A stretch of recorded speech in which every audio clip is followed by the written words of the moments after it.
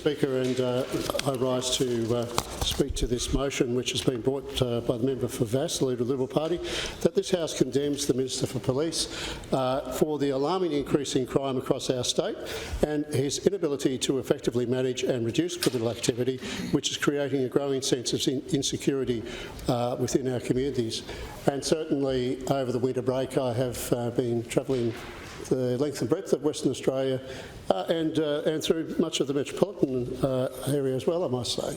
And it is certainly apparent that people do feel that crime is an issue in their communities. It's an issue right across the state, and oftentimes it's those communities which are the most vulnerable who feel the most threatened by this current surge of crime.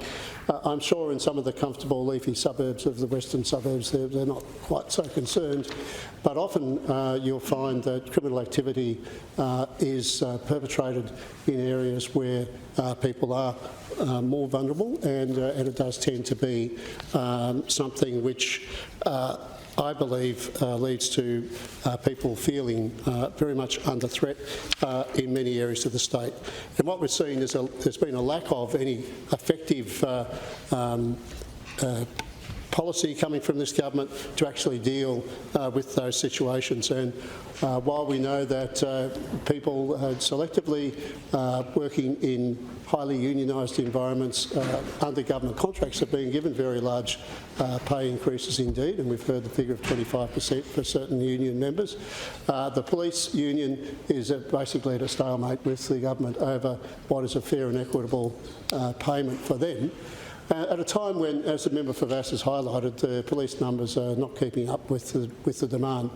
So in order to recruit more police, one would have thought that the first thing you would make sure of is that the wages and conditions were indeed attractive for our police officers, and we're not seeing that happen. And consequently, we're seeing families, businesses, individuals right across the state living in state of fear. Crime rates soaring and offenders becoming emboldened by their apparent lack of consequences. And this isn't always violent crime. I'm aware that shop theft has become a huge issue in some communities. In the Midwest, for instance, it's become common for people to come in, stack up a full shopping trolley with hundreds of dollars worth of goods and just leave the shop unchallenged, because the supermarkets won't allow their employees to challenge people in those circumstances, and the private security don't have the actual ability to control this. People are aware of this situation, and it's become part of the cost of doing business in some regional communities, and it's unacceptable.